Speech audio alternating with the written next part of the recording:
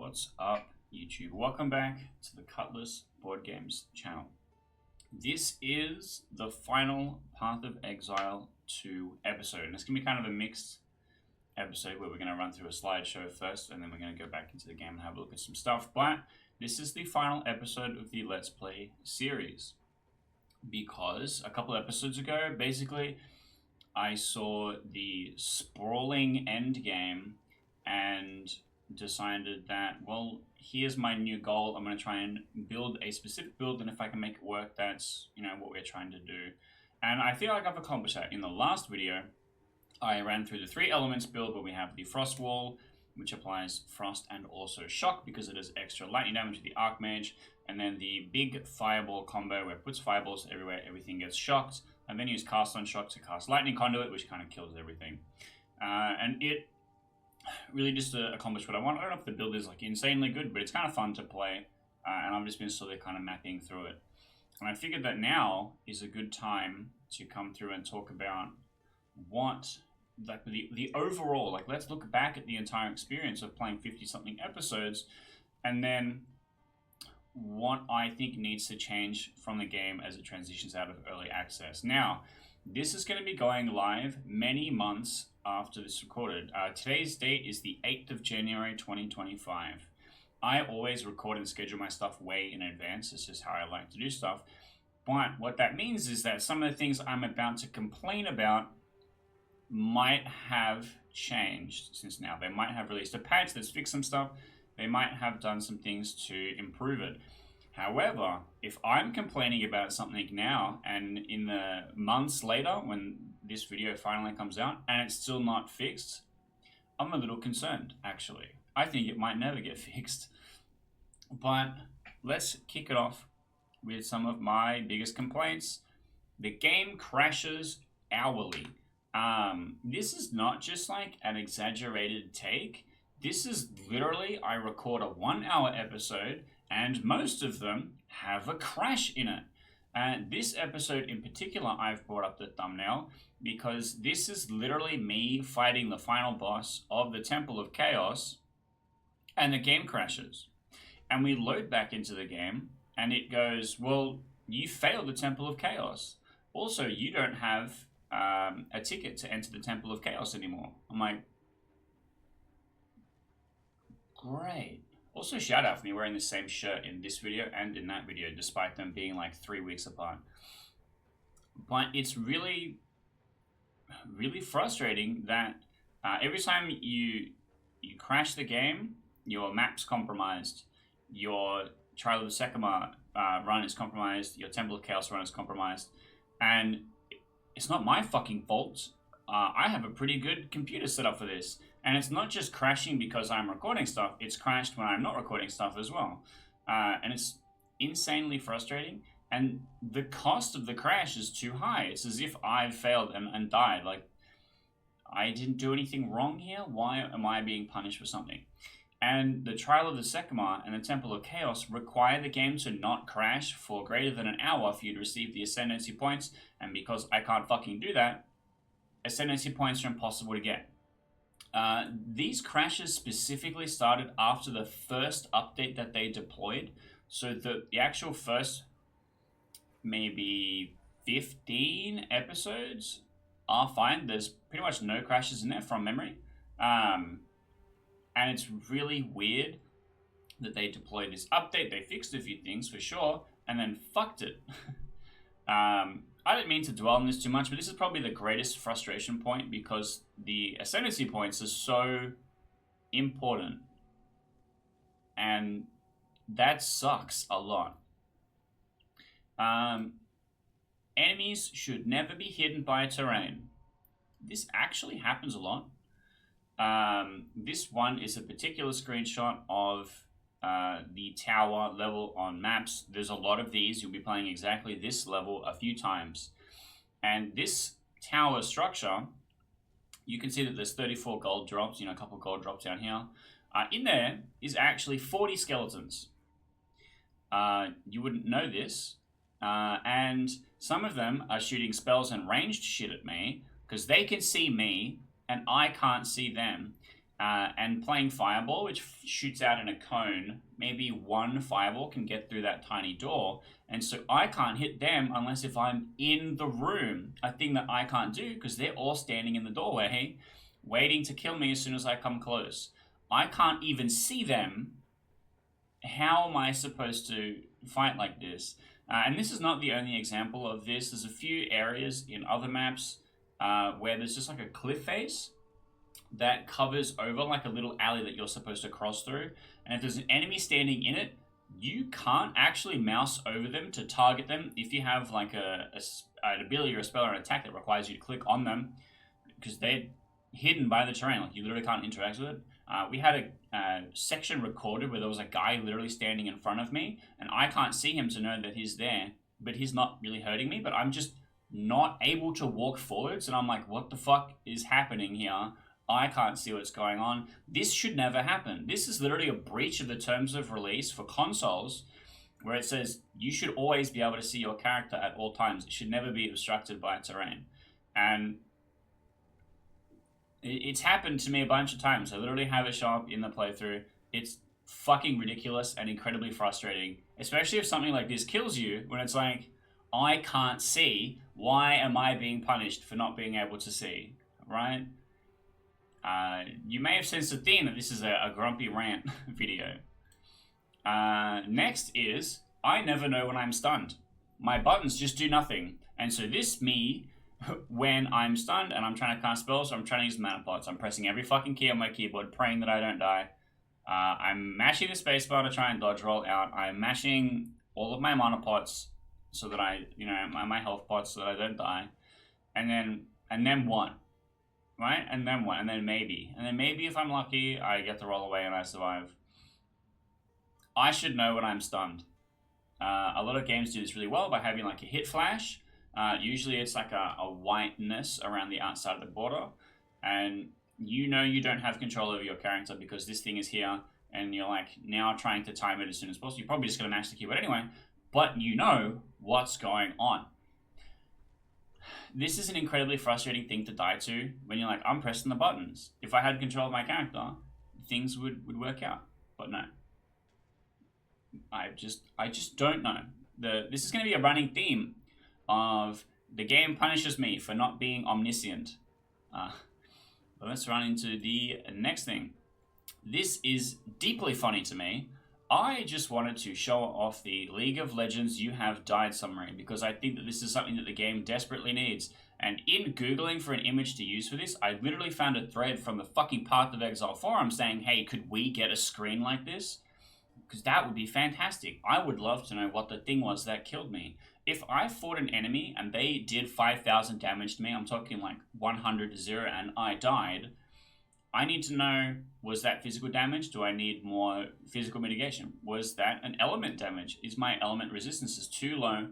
Was that chaos damage and I don't have enough chaos resistance? How the fuck am I supposed to know this? Do I just Google the character type? Do I just go and try and figure it out myself? What am I supposed to do to not have this happen again?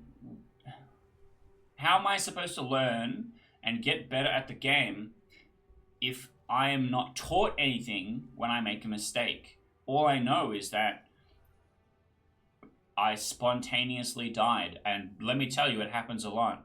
My most recent one was I have my ice wall up in front of me, and a snake shoots a poison thing into the ice wall, and I'm standing next to the ice wall, and I explode and die. And I'm like, I have a wall in the way. Why am I dead? There's just too many scenarios where you just have no idea why you died or what it was that killed you, and the game desperately needs to solve this problem, because what's going to happen, and again, this is an angry video, you will see people playing the game go, this is really frustrating, this is really frustrating, this is really frustrating, and then bounce off. This is not like Elden Ring where the challenge is the thing. The late game, the challenge is the thing, and even in that, I think it is scaled in a different way, right? For this to happen all of the way through the game, for this to punish you more and more and more the further in that you go, for this to punish you by, no, you don't get to do the Trial of the Sycamore again, My first attempt at the second ascendancy in the Trial of Sekima, I stepped on a landmine and died 100 to 0. It was the very first obstacle I encountered. I thought that I would have time to roll through it or over it. I touched it and exploded immediately and died. I go, well, great. Is my fire resistance too low? I assume a landmine does fire damage. Will that solve the problem if I stack a bunch of fire resistance and now I'm not going to explode to this one thing? Or do I just have to avoid it forever? Am I going to go and try again and explode just to check? Just so I can make fucking no? Like, it's not how people are going to be learning. This is not a scientific expedition. This is another deeply shit thing. This map in particular has this cool wheel that you pull, and I love the cool wheel animation. We pull down the switch and something happens. The Trial of Sekima has this with the hourglass that tips over. I think it's very cool. On this map, if you don't walk through all 3 doors, you know, like there's one over here, there's one at the top here, and there's one literally behind me where I'm sitting, and then you go and press the button, an enemy comes down and kills you. And you're locked into a 3-second animation, you can't do anything about it. So every single time that this button shows up, you have to go and clear everything all the way around it and beg that you don't accidentally click on the button, because they will just come and kill you. And that is so shit. Because when you just walk into the room and you stand in front of the button, nothing aggroes you. Nothing aggroes you. I literally, again, have this recorded on footage. Nothing aggroes you. You're just sitting there. You click the button, the enemies then come and get you. If that is a thing that you've designed, first of all, fuck yourself. Second of all, let me cancel the animation and leave and do something else instead of just having it be a trap that kills me because I did the thing that the game's encouraging me to do. You've walked into a room, there's a big button, you know there is a closed door. You press the button, oh, you died. Oh, dumb shit, why didn't you think of that? It's like, you've designed it in a way to encourage me to fucking do this. Why have you set up a trap to kill me, a person who's trying to play the game you designed? That's just fucking ridiculous to me. Now, I think this is, I don't know, probably people are going to roast me over this one, but I'm playing a Stormweaver. I have 2,200 mana on a good day. And I'm also using Eldritch Battery, so that when I take damage, it comes from my mana first before my health.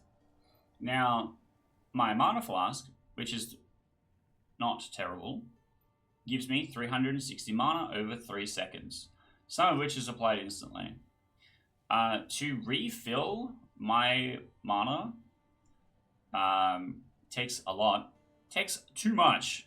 But then if something is attacking me, alright, if I'm taking a lot of little hits from something, or I'm poisoned and I'm on 0 mana, and I just need to cast a spell that will kill all of the things, and my fireball costs like, I don't know, 300, let's say.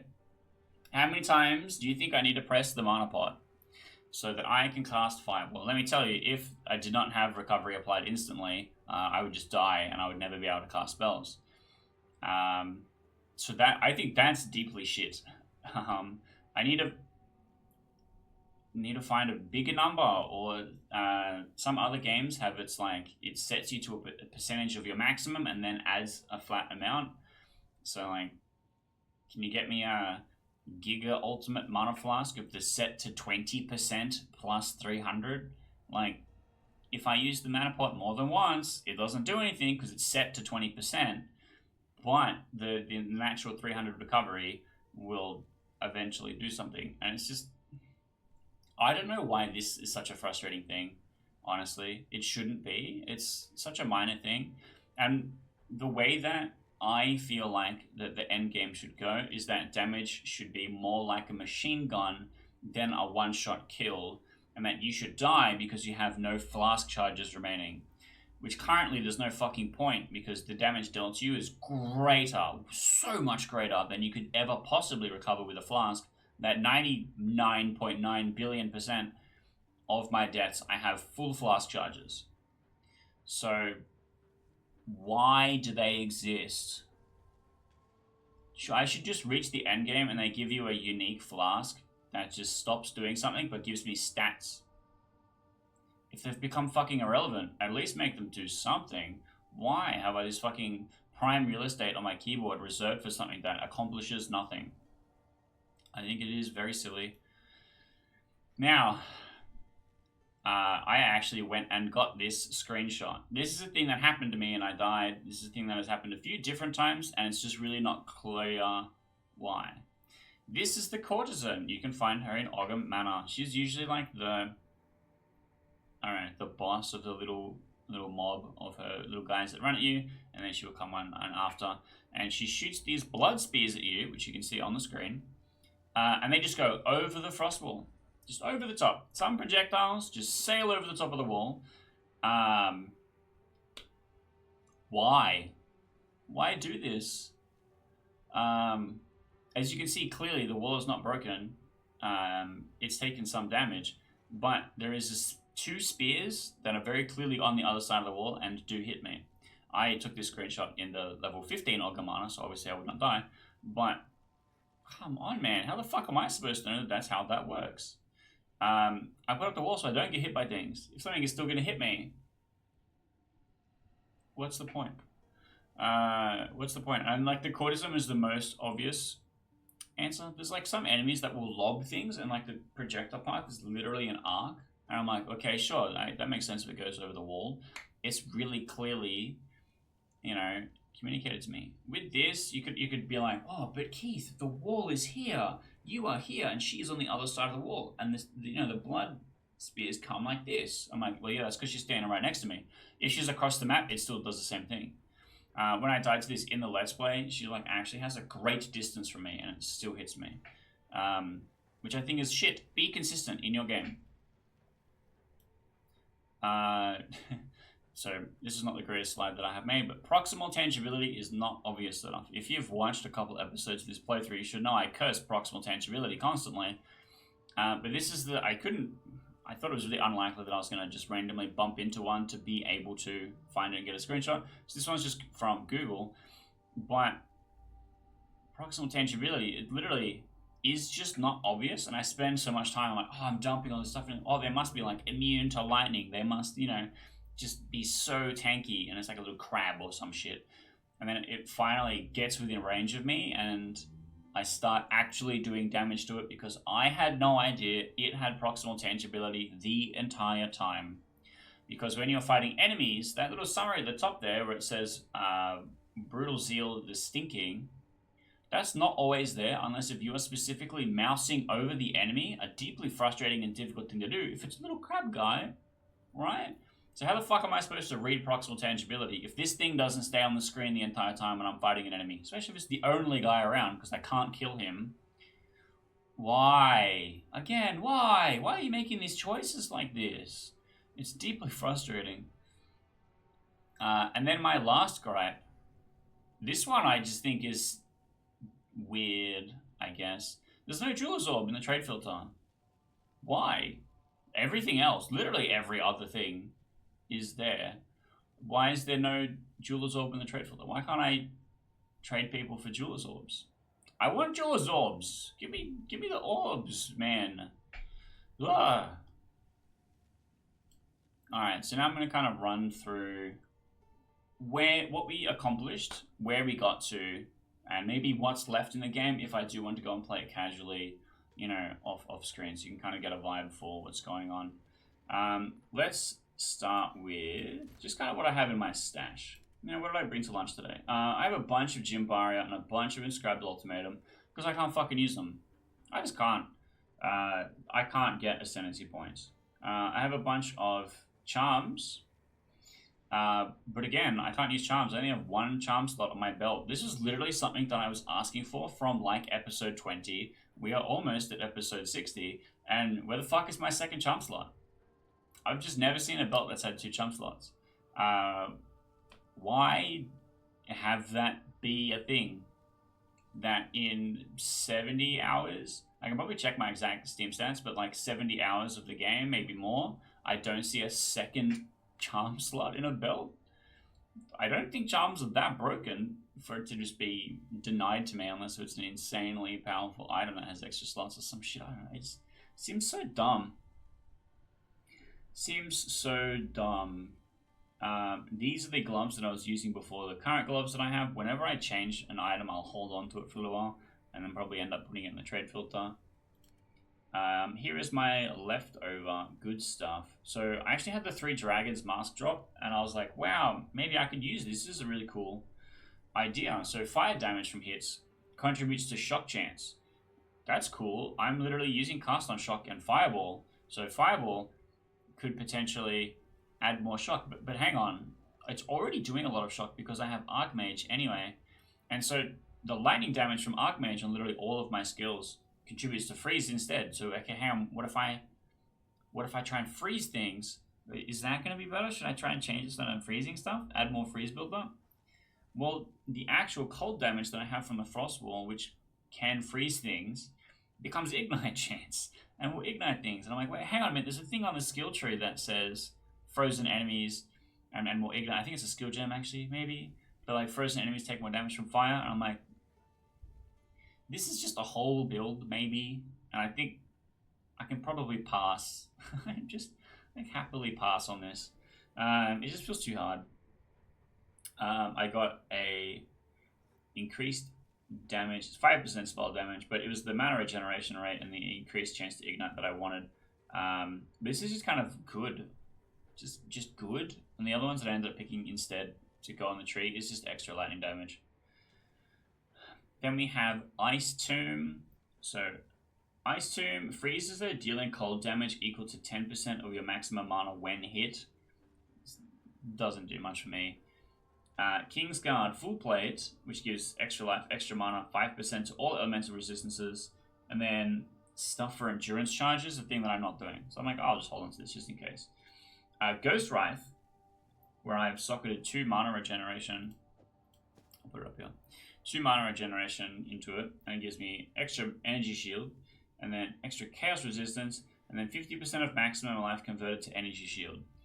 I tried this off stream with the Ghost Wraith and the Everlasting Gaze as your amulet because they both give me a bunch of energy shield, and I took off Eldritch Battery and I had about 2000 energy shield, which should be a lot because in theory when I'm taking damage from my mana first before my health, then the energy shield is about the same, and that should keep me alive.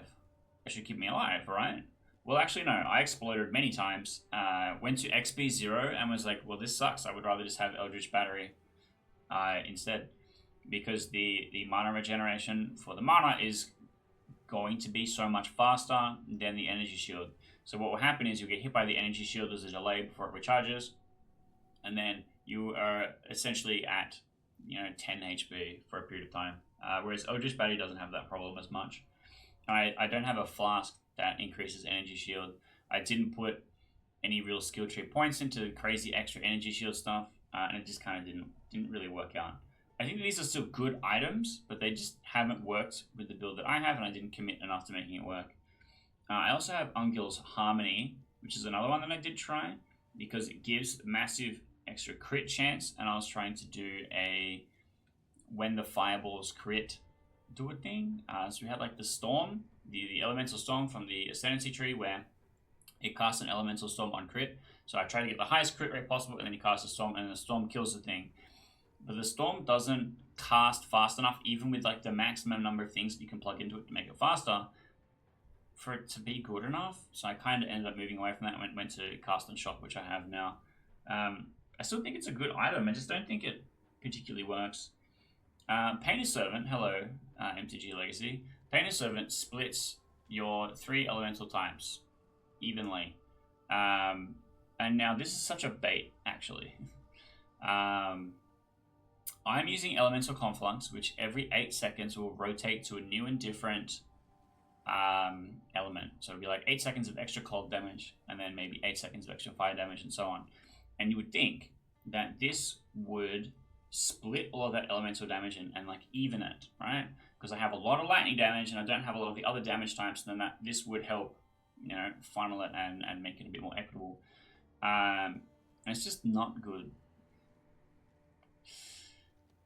It's just not good, actually. I really wanted to love it. It was really hard to love it. Basically, the stuff that you deal with the lightning damage, like the lightning warp, which is like my execute, and I want that to do as much lightning damage as possible, you know, to hit the cull threshold as soon as possible, suffers a lot from this. Stuff like the fireball starts to do a little bit more fire damage because some of the lightning damage becomes fire damage. And also starts to deal cold damage, but there's like no chance that it's really going to freeze. But it has like a slightly higher chance to ignite. It's like, great. And I tried it, and I tried to, like, you know, afflict all 3 ailments, and I just still couldn't make ignite happen, even with the greater chance to ignite, and it's just kind of not worth it. So we had to swap that one out. This is the old scepter that I was using, where it had 142 spirit, 17 intelligence, and 141 mana. I have since upgraded to have 142 mana, 22 intelligence, and 156 spirit. I just needed slightly more numbers. Literally every other thing is useless on this, so don't worry about it. I got the Dusk Vigil Ashen Staff. I also had the Earthbound Voltaic Staff. I used that for like, I don't know, a long time in this playthrough from the campaign. And then I got this kind of at the end, and I was like, oh, this is cool. Do we use this? And I was like, wait a minute. Triggering Spark on the Earthbound Voltaic stuff sucks because it eats your mana. It's not free. Triggering spells should be free. I don't think that's a fucking hot take. Why the hell does it just literally cost? And then it eats your mana, and then you're like, why am I on 0 mana all of the time? So that's why I had to get rid of the Earthbound Voltaic Staff. And I picked up Kitoko's Current, because I think this just should also be good. I'm doing a lot of lightning damage. I have Archmage on, and I'm doing a lot of hits with lightning damage. So I should be electrocuting things, and I kind of was. But it just wasn't good enough. Like, my actual gloves that I am using has gain 35 per enemy mana per enemy killed, 27 intelligence, and 138 maximum mana. I would much prefer the, 180 mana or something like that, than sometimes I electrocute things. I can just put a gem in something if I really want to electrocute that. You know, it seems... We literally did with Arc for a long time, had electrocution on casting Arc. So, this is all of my gems. We don't really need to go through this, but I just have a lot of them. And I have a lot of uncut gems as well. I'm a hoarder. But also I change the build constantly, so I'm like, I kind of need shit to be able to go through and do it. That's why my gold count is just so low. And then we have my map stash. I have 2 7s. I have no 4s and 5s or 6s because I keep doing them and dying to bullshit, and it's kind of hard to... you know, progress beyond that. But I have like a bunch of 2s, a bunch of 1s, and I ran a lot of 1s to just travel on the map. And we'll have a look at the map in a second, but just so I could travel on the map and try and find where the citadels are, and I just couldn't find them. I've traveled pretty far, I think. But then we have this, which this is literally just essences. You can't really see it behind my head, but this is just a tab where I put all the essences in there. And then we have my currency. So I currently have 5 exalted. I'm a bit broke. But I have some other cool stuff. I have the Orbs of Chance that I was like, well, when am I going to use this? What am I going to use this on? And I kind of ended up being paralyzed by indecision and just not putting it together. I have 5 lesser Jeweler's Orbs because everything that is skill equipped has, you know, had a lesser Jeweler's Orb used on it, or has an empty slot like the Archmage. And I've gotten 2. I think I've gotten 2 of the middle one and only 1 of the last one. And I can't trade for them because they're not listed on the fucking trade function, which is very frustrating. I have 43 Blacksmith's Whetstone and 0 Arcanist Etches, and I have not hit max quality on my scepters because I've seen maybe 10, 12 maximum Arcanist Etches compared to the 43 Blacksmith Whetstones, which is very frustrating. I know that this is going to be like a confirmation bias thing, but it genuinely feels like I get monk drops for like 99% of the loot that shows up. And then like every now and again, something for a sorceress to show up, and I'll be like, oh my god, a wand! And it's shit, but it's like, wow, a wand. I've also got some distilled ire, a couple of cores, and then like stuff from the expeditions, Black Scythe artifact, Broken Circle artifact, and so on. And then here's what I'm selling. If you want to buy some stuff from me, don't bother. I'm probably just going to sell it to a vendor, but I just picked up some random stuff and I was like, maybe these are okay. I'll put them in here. And then what I do is, if it's still here after a little while, I'll sell it to the vendor. Some of them is just like it rolled a mod that I think was good, like 14% rarity plus 20% critical bonus. That seems good. This one had +1 Dominion skills on it. I'm like, oh, that seems good. This one again, rarity of items and some resistances. And you know, just some jewels. I get the North Paw because I'm like pretty much not going to be using this. The Black Gleam Fire Quiver, not going to be using this really. And so I was just happy to have that sitting in there. Let's next look at my skills. And again, these are all behind my head. This is really not the greatest of placement, but it's not. I'm going to be explaining it to you anyway. So Mana Drain comes with my wand. I've never used Mana Drain. Purity of Fire also comes with my wand. My scepter rather. But I have no allies. I get no friends. Next we have Frost Wall. So Frost Wall is level 16. And I have socketed into it Strip Away, so exposure is increased by 30%. Coursing Current, so shocking hits from supported skills have a 50% chance to also shock enemies in a 2.5 meter radius. Conduction, so 100% more chance to shock.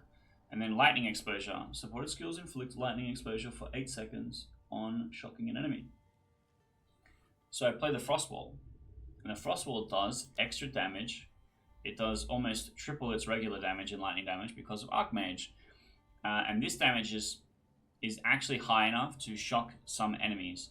So I play the Frost Wall. If any of the crystals are broken, then the Frost Wall will deal the frost damage normally to whatever the thing is, an explosion radius of 2 meters. And then it will build up freeze. It will shock them. It will deal lightning damage to them, which is the thing that shocks them. It will also add lightning exposure, and then potentially spread that shock to other enemies, which is weirdly good for a wall that I just put up and it sits in front of me. So I thought this was like a really cool synergy thing that I was able to design. I have flammability with Burning Inscription on it. This is just 4 bosses or someone that I want to stay really far away from, and if they're pretty stationary, I just put down the Burning Inscription and let them take a little bit of damage. I really don't use it that often. I probably could unequip it, but I don't really need the space, so I haven't bothered. Next is Archmage. Archmage at max quality gives me 7% of damage as extra lightning damage for each 100 maximum mana I have, and I have 2,200, which makes that like 157 or something like that. It's pretty good. That is a lot. That is a lot of extra damage. And then we just have Clarity socketed in there so that we have the extra mana regen. A lot of the stuff I have on here is just extra mana regen. Then we have Cast on Shock, which is maximum quality. A lot of the stuff from here on out is going to be maximum quality. So that it has 57% increased energy gained, and it is casting Lightning Conduit. So Lightning Conduit, which has a chance to consume shock and reapply it, but anytime Lightning Conduit is cast, it kills everything that it hits the cone. And so I have 35% chance to refund half the energy cost and 40% increased energy gain. So it casts it about every couple of minutes, maybe every 2 minutes, every 3 minutes. It's kind of hard to tell. It depends on the pack size and how quickly I'm moving through stuff. We have Blasphemy with the Conductivity equipped. Because it will lower the lightning resistance of things close to me. And if I'm standing here and then the Frost Wall is in front of me and then enemies on the other side of the Frost Wall, they're within the Blasphemy range, and they will have their lightning resistance lowered, which gives a higher chance to shock because the damage they take is greater, and then it might hit the ailment threshold, which is kind of the whole goal. This is just kind of like a freebie because I have the extra spirit. Then we have Lightning Warp, where I could have put more quality into it, and I haven't yet. So the goal is to get Lightning Warp to do as much damage as possible. It currently does 5,900, but that's because my Elemental Conflux is turned off. If Elemental Conflux rolls the Lightning Element, Lightning Warp will do about 10,000 damage, but the suffix we have in it is 25% more elemental damage, no elemental ailments. 30% more damage with hits and ailments, but no criticals, and then 12% more elemental damage for each skill used recently of a different type. I'm using Frost Wall, Frost, Fireball, Fire, and then a Lightning Warp. So in theory, the second Lightning Warp after my regular combo stuff would deal 36% more damage. And the goal is to just get this number as big as possible, because then there's the execution threshold. And as you can see now that we have the Lightning Conflux, it's 9,800 damage. And so getting that execute threshold up really, really high means that I can Lightning Warp and kill a lot more enemies a lot more quicker, which is kind of the goal. Then we have Fireball. So Fireball is at level 21, and it has plus 20% quality, which gives it a 10% chance to fire 2 additional projectiles. This is a motif that we will talk a lot about coming up. It has Scatter Shot, so it fires 2 additional projectiles of the base Fireball, not the exploded Fireball. I think it's both. Unleash, so it casts 2 whole extra copies of the spell. So there'll be 3 Fireballs that shoot out, but each of them happens 3 times. Then we have Fork, so the Fireballs will, if they hit enemies or if they hit the Frost Wall, will fork. And then Wild Shards, there's a 20% chance to fire 8 additional projectiles in a circle. So when Wild Shards activates and I have the Unleash at full stacks, it goes 11, 11, 11, and everything dies. It's very satisfying. And then the last one is Ricochet. So it has a chance to bounce an additional time from terrain, which I really like. I think it actually means that if you're in a map with an enclosed space, everything dies all of the time. And it's really cool. It's a very satisfying ability to use. And the damage numbers on it isn't terrible. Let me put the complex back on. It reckons it's about 2,000 damage per second with 3,000 damage per use. Every time I roll cold, it doesn't help. But there's just so many hits that it's really difficult to actually tell what the true damage per second is, I think. Because they're all, kind of similar. The Fireballs themselves do a little bit less, but see, this is with Fire boosted. It's still 2.4. So yeah, I'll turn Elemental Conflux off because it makes noise. Elemental Conflux. This was one that I kind of looked at initially and was like, oh, this works with the gloves because the gloves split them up into 3 parts, and therefore Elemental Conflux is just giving an average damage across most things. But Elemental Conflux rolling on lightning, doing more lightning damage, and then it being split into 3s is always going to be more than Elemental Conflux on any other type. At the moment, Elemental Conflux, when it rolls on cold, means that Frost Wall will deal more damage. When it rolls on Frost Wall, will deal more damage and has a high chance to freeze. It doesn't normally freeze, very likely, because I don't have any supports that encourage that. When it's on fire, Fireball might actually ignite. It's, again, very rare, but it might actually ignite. And then when it's on lightning, just everything that I do deals more damage. So you kind of want, the lightning one to be rolled, but the other 2 are not useless. And it's free, it doesn't spend mana. It's just a damage bonus for free because they have Spirit, because they have a Scepter. So I think it's worth it. And then the supports I have it on is +1 lightning, +1 fire skills, +1 cold skills, because it's a persistent of all 3 types, which is kind of cool. So I got it up to level 18, which gives 67% more damage with the chosen element, which is kind of cool. Alright, next let's talk about the items I'm holding. We've got the Hate Bane Attuned Wand. I just genuinely think that this wand is insane. I bought it for 1 Exalt, and I don't think it is worth 1 Exalt, for sure. 21% of damage is extra lightning damage, which is kind of insane because we already have Archmage, and so extra stuff. In the lightning, I'm doing a lot of extra lightning damage, and so my chance to shock should be pretty consistent. 52% increased spell damage, so just everything. And then 43% increased fire damage for my Fireball, and then +4 to level of all fire spell skills. Again, the Fireball. If I was to make this perfect, I would, hit lightning on the extra lightning levels, probably, to get Lightning Warp to a higher execute threshold, but it doesn't really matter. Fireball's the thing I'm casting constantly. Increased critical chance, and then life per enemy killed.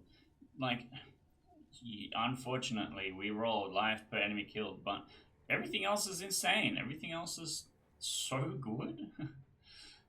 So look, I think my wand is possibly my best piece of piece of gear. Let's do next the gloves, because we talked about this before. It's just basically there for maximum mana, intelligence, and mana on enemy kill. And it has mana regen socketed on it. The ones that I had previously had more resistances on it. I've chosen to have slightly less resistances because it doesn't come up too much. That is a problem. Sometimes I'll get frozen and then normally I can roll away in time before being killed.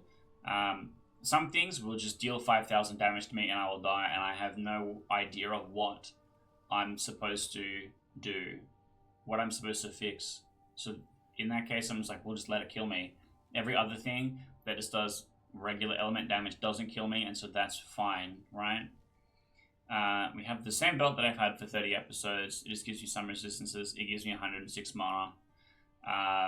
Boots with 20% move speed, which is very good. 93 maximum mana. And then stun threshold, reduce chill on you. And we've put mana regen on there. We then have the scepter, which I ran through before. Intelligence, maximum mana, and 156 spirit, because we're using 320 of it. Which is a lot. We have this amulet that I got pretty early on, and I don't think I could ever replace because it's just so good. 10% spell damage, 37 spirit, 8 to all attributes, and then 13 to intelligence to make 21 total intelligence gained. If I take this off, I can't use my gear half the time. Then we're going to go to the helmet, which I have also had for a little while, but it's maximum life, variety of items found, intelligence, and then some resistances, including chaos resistance, which is pretty good, and some extra maximum life, which is not terrible. And then the expert Keth raiment armor with 200 energy shield, 76% increased mana regenerate. That's pretty good. 42 to spirit, and then 28 to intelligence. And then both of my rings have a good amount of resistances on them, an amount of intelligence, and then an amount of increased lightning damage. When I was just playing Arc, I was like, I'm going to buy as many things on the trade thing that have increased lightning damage percent. And so I got these two rings, which basically, meet those same requirements and give me some resistances. And then I just have the cannot be stunned charm. I have genuinely no idea if this thing does anything. I've never had a moment where I've gone, oh, I was stunned. Oh, I'm not stunned. I can't tell. It's just invisible to me. Okay, here we go. For our big stats, some strength, some dexterity, 314 intelligence, which is why I have a lot of mana.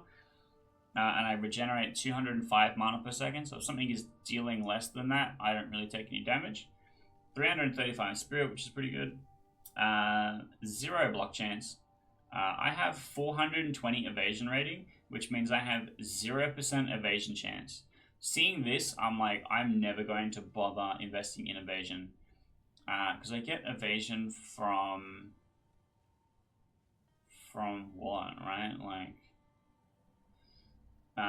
it just felt like there was no point. And I have 0 armor, so I have 0 damage reduction. But my resistances, I have 31% fire, 23% lightning, 1% cold, 10% chaos. I don't know how much of this other stuff is super interesting. So don't forget that the resistances drop as you progress into the game, and because I'm in the end of the game, it is, like mitigated a little bit. Because cold being at 1%, I have this thing which just says 15% to everything. So I know I should have at least 15% cold resistance. I have some thorns damage. I don't know that is ever relevant.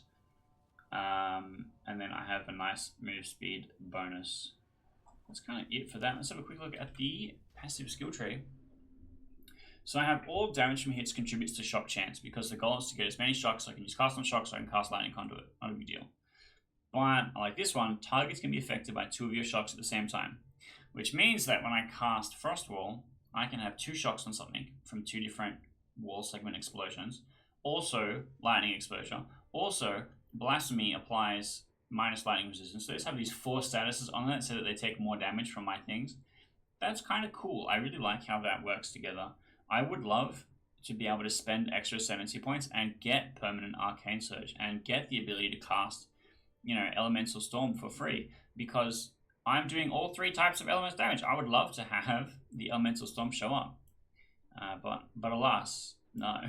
And then have the extra exposure that would also, be a huge damage boost. So we just have raw power here. We've got pure energy. This one's more for the 10 intelligence, but we have energy shield becomes mana later, so it's kind of relevant. I have this as well, which is like energy shield becomes mana later, but I don't really like it that much. I kind of put this on when I had the Ghost Wraith on, and I could probably just take it off. I have this one, which is 5% increased maximum mana. This feels essential. Increased lightning damage, increased chance to shock. Let's come over here first. So I have Insightfulness, which is 6% increased intelligence. Very, very good. And increased mana regeneration rate. Then I took this one, which is increased mana regeneration rate if I've shocked an enemy recently. Well, that's a thing I do all the time. And then 20% increased magnitude of shock you inflict. That's also a thing that I want, because I know that I'm going to be afflicting 2 shocks. And then we're going to come up here, which is extra projectiles. So we are trying our best to make as many fireballs happen as often as possible. Then we have just some mana recovery in here. And then this one over here is one that I kept putting on and taking off and trying to figure it out, but I kind of like where it is at the moment. I don't need the increased duration, and I didn't bother with the increased damage for each type because it's really only going to be shock. The other two are too hard with this build, but I wanted the lightning exposure effect, and I think I am okay with the fire exposure effect as well, because fireball has a pretty good chance of of hitting for damage. But having this, which is 50, and then the gem, which is an extra 30, means that the lightning damage done is kind of boosted if I get the whole combo together. And then I also have increased chance for ailments, and this is just elemental damage. Let's run over here. So we take this gigantic detour just so I can have Mind Over Matter, where all damage is taken from mana before life, and I have less mana recovery rate. I think this is just good. I've tried it without, I've tried it with Energy Shield, and I just think this is good. I have this gem, which is increased lightning damage and increased days buildup. And then this is just my +1 level of all cold skills. This works out because Elemental Confluence is a cold skill among the other skills. And also it increases Frost Wall and stuff like that. So I was like, well, I think this is probably worth it. We go pure power, so 2% increased lightning damage per 10 intelligence is where a lot of lightning damage comes from. But I also took shock duration and magnitude of shock because I know I'm going to be, putting a lot of shocks down. 3% increased spell damage per 100 maximum mana. This is just like a free Archmage type boost. So I'm getting a lot out of it. And then convert all energy shield to mana, which is why I'm up to 2.2k. I think without this I was at 1.9, maybe less, 1.8. We then come over here for more chance for additional projectiles, a bit of spell damage and extra projectile speed. I don't know how amazing that all works together, but it gives me more fireballs, and I want more fireballs. I had some stuff in here before. There's a 5% of damage is extra lightning damage, which I think is good. And there was a 5% damage is extra cold damage with extra freeze buildup. And I'm like, I kind of also want that too. But it didn't all come together. And also, I've really not looked at guides and been like, what's the first thing? This is just entirely through me playing the game and testing and changing my thing constantly and trying to figure out which is the ones that I liked. And so if my build is really shit and horrendously wrong and like laughably so, that means the game has not communicated to me what I'm supposed to be doing instead, or what is actually good, or what is actually working. And so I'm like, if these are the things that I'm doing, and this is finally the build that I think is powerful and good and is doing what I want, and I'm missing something really obvious, or you know what I mean, then how was I supposed to know? How was I supposed to encounter the thing that told me what was good? But that is my build. I guess I can show you the Atlas passages, but I don't think it's really much. I don't have that many of them. But I want to show you how much of the map I've explored. I wish I could zoom out way further. But here's the starting point over here. So when I first started out, I was just like, well, I'll just do the nodes close to. So I have hit a lot of these nearby ones. And I've explored down this way a little bit. We've seen the tower. I mean, kind of see the edge of the fog. There's a bunch of towers, but we haven't really pushed down that way too much yet. And then we come over here. I had the Moment of Zen, which is really cool. That's where I got the amulet from that gives me the energy shield and the mana regen. But he was just like, here, bro. I'm like, okay. But then I have this Untainted Paradise map failed, and now I can just never come to these two places because I can't do this anymore. This is the only time I've seen this happen. I don't know what this is really. I don't know what I did wrong. That sucks. I don't know how much, because I don't know how much I'm going to be missing these things, but that's, you know, annoying. I pushed out a little bit this way just to hit the tower to see if I could find a citadel. You know, I don't think I have. I don't know what they look like either. I assume that it would be really obvious. And so I haven't pushed super far in this direction. I came over this way, and when I hit this tower, they go, ooh, you know, you should come in and look at this. You should come and look at the burning monolith. And I went and had a look at that, and that was where I got the final quest. But I haven't pushed beyond the burning monolith because you have to awkwardly travel around it. But we've seen a bunch up here because I have this tower. I kind of was just like, well, I'm going to pick a direction and head in it and, you know, try and hit a deep tower. So I came over here, hit this tower. Still no citadel really discovered. I don't know what they look like. So I don't know if I will if I will find one. And then I also started to push over this way. So that's kind of where I think I was at the moment. Like I've done some of these, came up and did this tower. But like also weirdly, yeah, I think this is as far as I went in one direction. And then weirdly, it feels like this is the edge of the map. Is there an edge of the map? Is there supposed to be an edge of the map? Because if there is, I found it. I haven't found a citadel in this direction yet. And if there's a tower that's going to unlock a bunch of fog wall, what is it going to show me? That the corner is here. So I don't know. I really don't know. But this is, you know, everything that I've seen. A lot of these were like ones, you know, just like I kind of fill in the thing and like wander around and have a look and stuff. That's kind of it. That is kind of it. And that's going to be the end of the Path of Exile Let's Play. The goal was for me to kind of just play through the campaign, but then they held the end of the campaign hostage, where they were like, just left it really unresolved, and then sent you to maps. So I don't know if I am ever going to actually get the end of the story, which I think is kind of shit, actually. I do intend to kind of play this a little bit casually, and so what might happen is a new patch might come out, or new content, or a new league, or something like that. I'm not sure what they've committed to doing. And again, this was recorded on the 8th of January. I don't know what is going to happen between now, the time of recording, and the time of the video release. I wanted the whole playthrough to complete before I was like, man, I'm angry about these things about the game, because they're all super fixable. They are super fixable. So there's a good chance that it comes out of early access, and a lot of these things have been fixed, but who knows, man? They might be focusing on just new content. They might be focusing on something else. It's hard to tell. It's really hard to tell. But maybe we'll find out. Maybe we should make a bet. If this comes out and you're watching this and you're up to this segment of the video, you have to click the subscribe button if none of these things have been fixed. That's the deal. We're shaking on it.